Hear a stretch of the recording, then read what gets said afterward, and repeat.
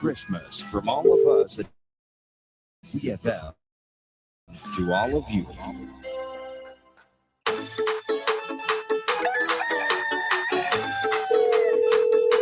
All right, then St. Vincent and the Grenadines, 15 minutes on to the hour of 8 o'clock.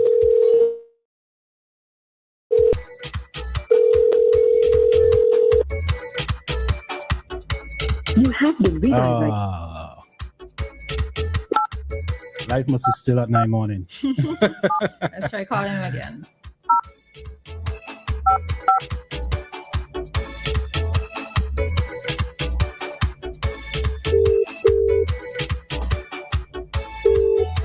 All right, so yes, we are in the Activated Mornings program, sponsored by Flow. All right, so at this time, it is 7:45, and we are normally expecting commentary from Lyf Compton. So we are trying to make contact with him. All right, so let's see what's happening. One more try. Yeah, Lyf must be busy. I believe he's still at 9 morning. All righty. So yes, I see that from the conversation that we had earlier regarding the 9 mornings. All right. So I have a feeling that we're not getting live this morning. All right. So yeah.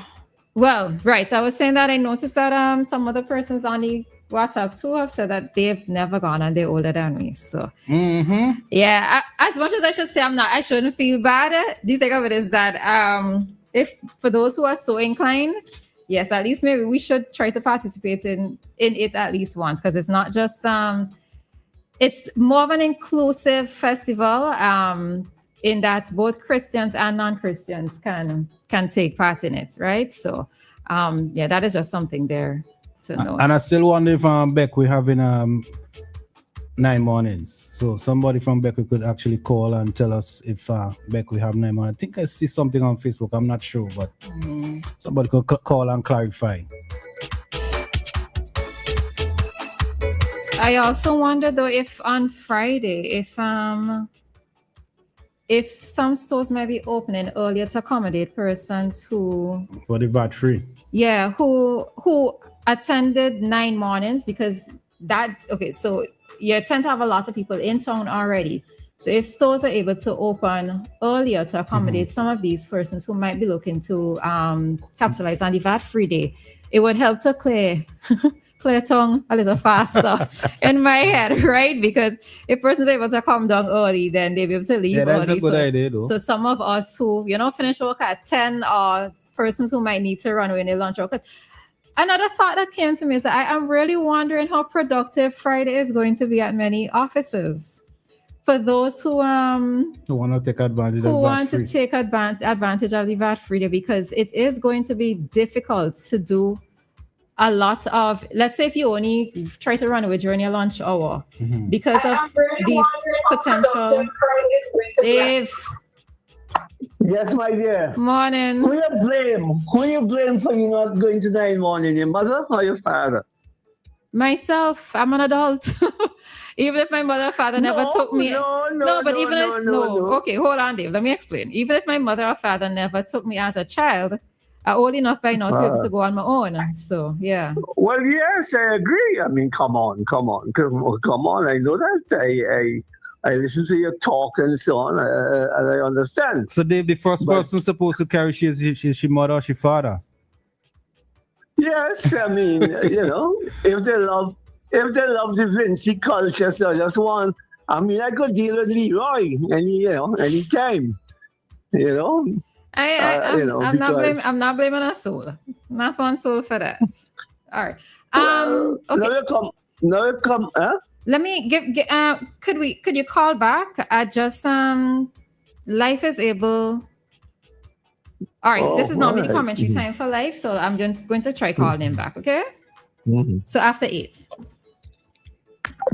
All right, we're gonna make contact with Lyf Compton this morning. It's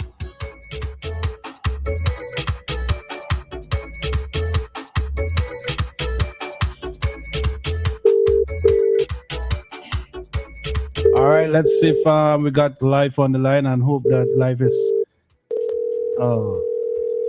okay. Morning, Life. Yeah, morning. Boy, like a job sleep. You job sleep this morning, boy. Nah. From the time I picked the phone up, you guys had already hung up. I called twice. So what's the excuse? I called twice. Hang up. Hang up. You was at 9 morning this morning? Nah, I don't go to those things. I'm not a fan of waking up so early in the morning. I have company. That's way too. I think I went 9 mornings once to experience it and never again. But Life, let me ask you a question though. You ever went to Juvie? I don't really support Juvie either. That's the thing. So you never went? I think I went to Juvie like once also. Okay. I have company. No wonder me and you are such good friends. For real, I went to Juvie once. I went to 9 morning once. Okay. I never enjoy the idea of people dressing up in masks and you don't know who is behind you, next to you, whatever. I never liked the idea at all. Okay. No, because Juvie at 9 morning start around the same time, so. Yeah, I'm not a fan of getting up so early to go out. If I'm out already, that's a big difference. Okay. Yep. Yeah. But so yeah, well, all the people who enjoy 9 mornings, and I know that was the best time for them because they're out and about. They launched the 9 nights of lights last night in Botanic Gardens also. So there are a lot of people who love those activities. The one in Gardens is basically for the kids too. So they have a lot of stuff going on up there where they have booths and what's not. So I guess now's the time of year when people embrace that sort of thing. But I would not be waking up at 2, 3, 4 o'clock in the morning to go to town. Not me. So what happened? Over the last few weeks, right? We've been talking about is basically politics all the time, and conversations with the offshoot of politics. But I'm not sure if this could be considered the same thing. But recently, last week, I saw a message from Minister Lavon Gibson-Velox, where she was encouraging people to report incidents of child abuse and child sexual abuse, child physical abuse, and she gave a message because what she said is that there was a video circulating on social media with a child being abused, and the ministry, which she's in charge of, acted and took the child out of the situation. And I didn't see that video. I'm not sure what that video is about, but she said that they reacted and they basically took the child out of the situation, right? And yesterday I saw a video also circulating where a man and a woman was fighting. Well, the woman was beating the man first, and then the man came out of a vehicle and he attacked her, and they fought and what's not, and people had all kind of different things to say. So this made me remember something, an article that I had done for Searchlight back in August 2019, where Kimberly Cambridge, the psychologist attached to the Milton Cato Memorial Hospital, was speaking about child abuse and the amount of cases. And this is since 2019, and it was damning back then. And while incidents of child abuse are not really always ventilated in the media, when they go to court, I know for a fact that a lot of them do not go to court. A lot of them do not go to court, and a lot of them do not get reported. So what I basically want to say is that this is something that we need to focus on and pay a lot of attention to. It has always been that way, and I do not think that enough focus is placed on incidents of this nature. And back in 2019, when Miss Cambridge spoke about it, I got the gist that it was out of frustration that she spoke about it and revealed the numbers to the public, right? I was the only journalist at the event that she was at, and when I wrote the article, the headline was, "We can't pretend a rape culture does not exist." And supporters of one supporter in particular of the Unity Labour Party had attacked me on radio for this article, saying that I was basically trying to highlight things that would make the government look bad. So that's the kind of attitude we have towards this sort of thing when the facts are come out, right? So if I can just give you some stats from back in 2019, right? Ms. Cambridge said that between January 2018 and January 2019, 47 new cases of rape were reported to her department. And this is in 2019, right? And this is the interesting fact. Of the 47, 40 were girls under the age of 18. And in one case, the victim was a male under the age of 12. And this is what is also damning too. The victims came from 35 different communities. So what does that tell you? That tells you that the problem is widespread. It's not just isolated. And I like the message that was put out. By Gibson Velox, because in the message, she, and I'm going to just find it and read it here for you, right? In the message, she said that it is actually illegal for people to know that child abuse is happening and not report it. So in accordance with Section 12.1 of the Child Care and Adoption Act 2010, a child is in need of care and protection where the child has been abused by a parent or by another person, and the parent knew or ought to have known of the possibility of the abuse of the child, and the parent failed to protect the child. So what that is telling you is that if you knew or ought to have known, which is very wide-reaching, right? You ought to have known that the child is being abused, that you are actually in the fog of the law. And this kind of thing has been spoken about a lot in the media, right? I think it was last year or year before. Trevor Buju Bailey of the I think he was involved with the sexual offences unit at the time. He said that a major problem in the prosecuting of these cases is that the parent sometimes takes money from the person who abused the child. So the parent takes $1,000, $500 for something that damages the child for a lifetime. And he said that was a major problem. And they find it hard to prosecute when these things happen. So, you know, as I said, this is always something that I always think about it, because I have 2 daughters. And off the top of my head, right, I could name you 5 women. Off the top of my head, just like that, 5 women who I know who were either raped or sexually assaulted in their lifetime. One of them actually more than once, which is like really shows that there is a problem that we need to try to address.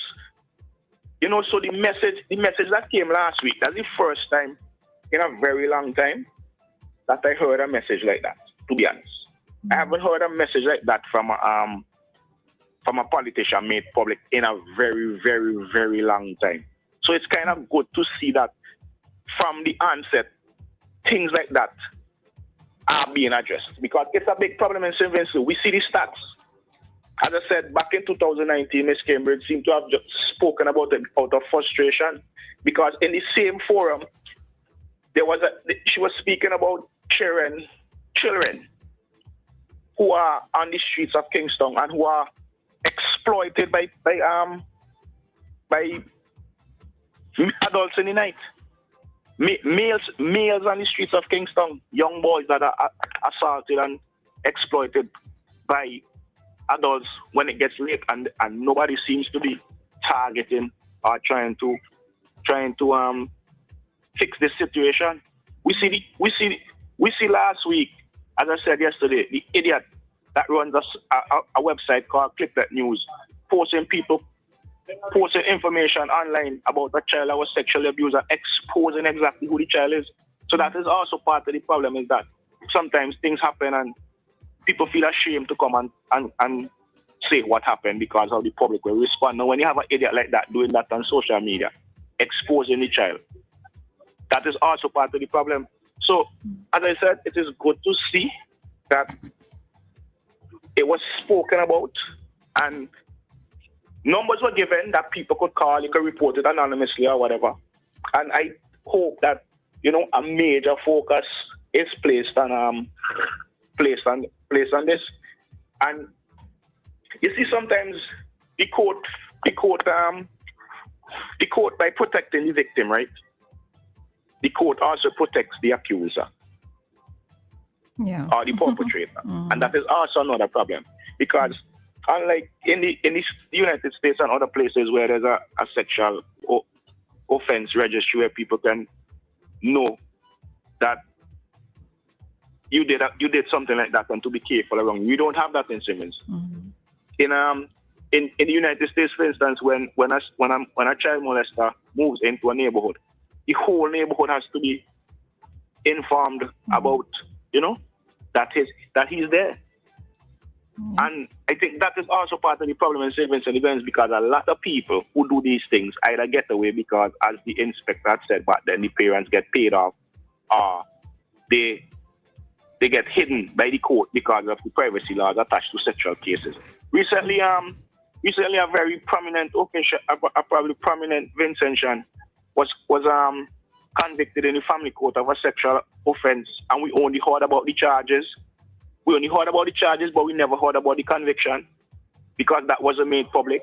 And I understand that the person received something like a suspended sentence or was allowed to pay a fine or something like that. There was no jail time, and that's a very prominent official in St. Vincent. Who you think, So it doesn't really have a face. Sexual offense doesn't really have a face. As I said, like, I could name 5 young ladies off the top of my head who were raped in the early, the preteen years, and even after that. So we have a problem, and I'm glad to see that it is being addressed in that manner from the outset, and I hope that we can see a lot more being done to try to prevent some of these things from happening in the society, because it's very prevalent. Back in the days, our parents would allow us to run outside and play. Anytime we could go by the neighbor, you could sleep by a friend. I found myself as a parent not allowing any of these things. I never used to even want to see my children out my eyesight. You were allowed to do that? Like, man, you grew up the same time. The same way which you are acting as a parent, my mother acted. Couldn't go by people's place and just be like that. I had to know, I had to say who lived there, who all lived there. Yeah, that sleep out thing and go by people wasn't happening. Well, I grew up in the country, so like we would run away in the morning and come back in the evening, right? Oh, okay, well. one of the worries from your parent back then wasn't anybody sexually assaulting you. Well, in my case, it was more like you fall down and break your hand, or you break your foot, or you go to the beach, or you go to the river and you're drunk, or something like that.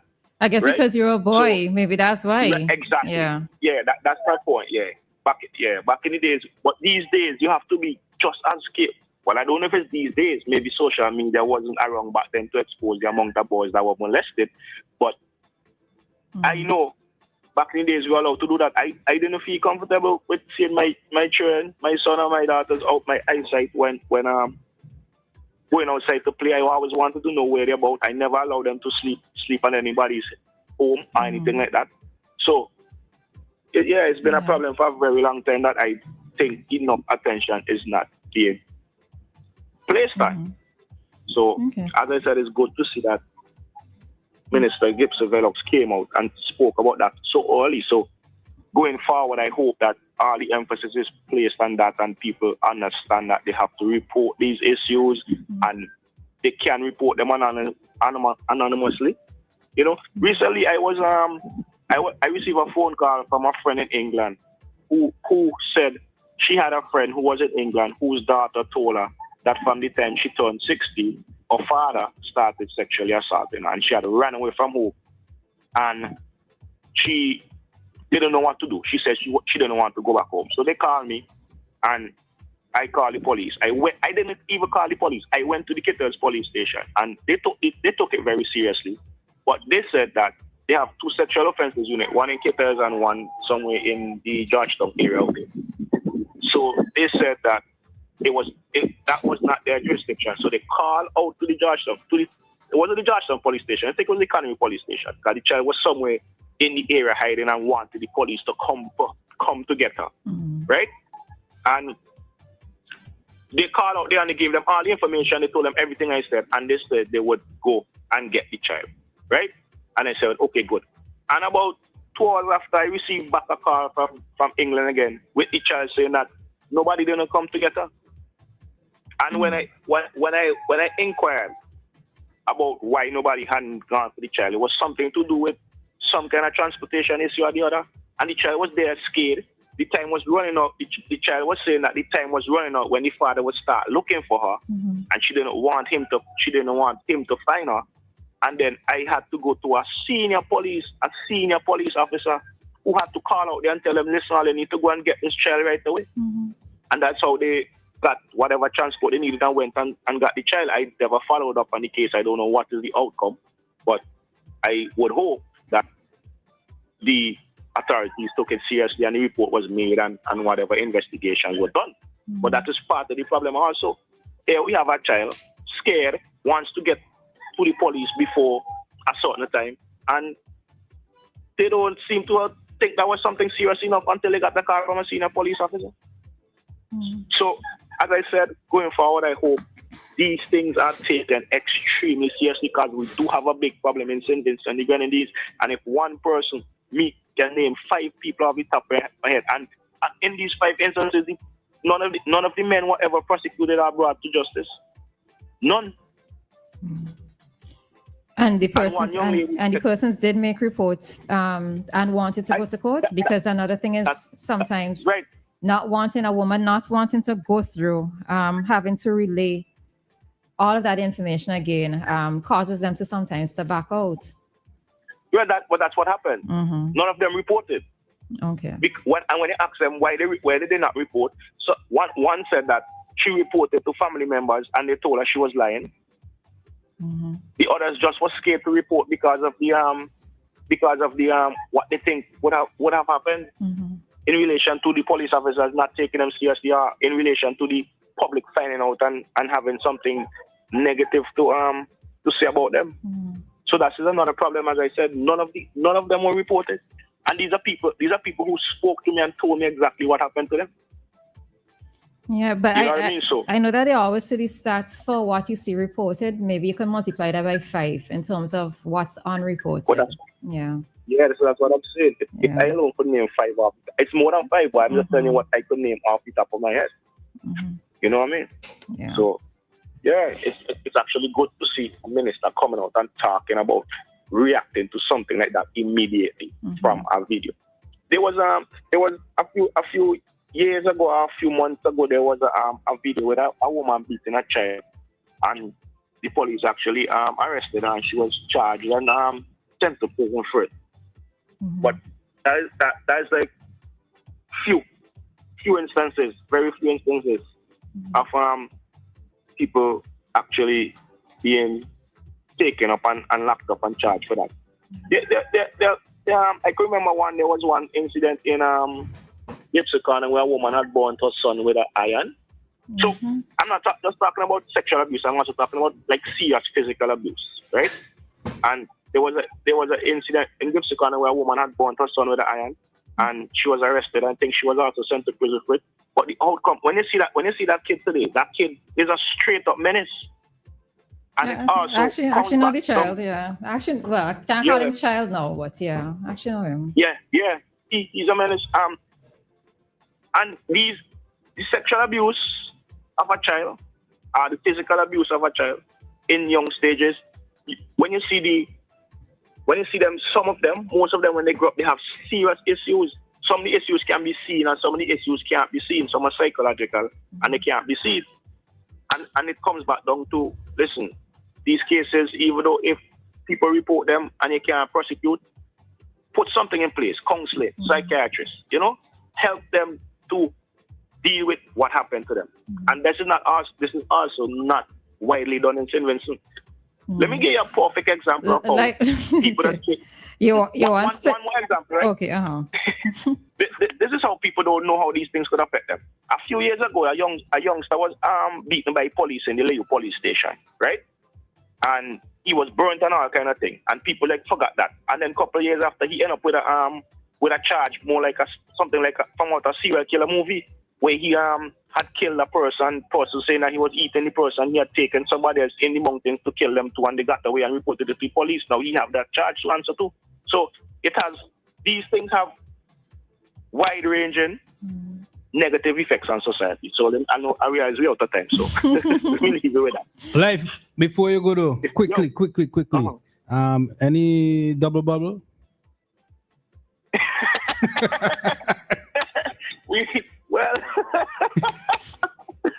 But Friday's Friday, we can see. I think that's paying for government, so we can see. What is paying for government? Friday? I think it's Friday, because at the VAT Friday, it only makes sense that government to pay on the 19th. I think it might be before that though. Maybe the 18th.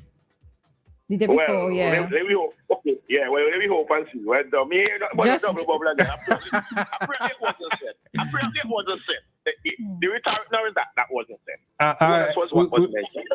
We might get bonus, man. We might get bonus. You want no bonus, so you want the double. You want to say nothing. All right, Lyf. 500 is a light bill.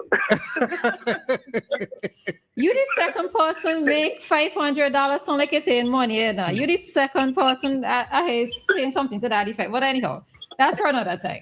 Okay, all right. All right, Lyf. All right. Yeah. All right. The time is St. Vincent and the Grenadine, 10 minutes after 8 o'clock. That's the time by the New Haven Funeral Home. It's a fact of life. Even though death is a fact of life, that doesn't make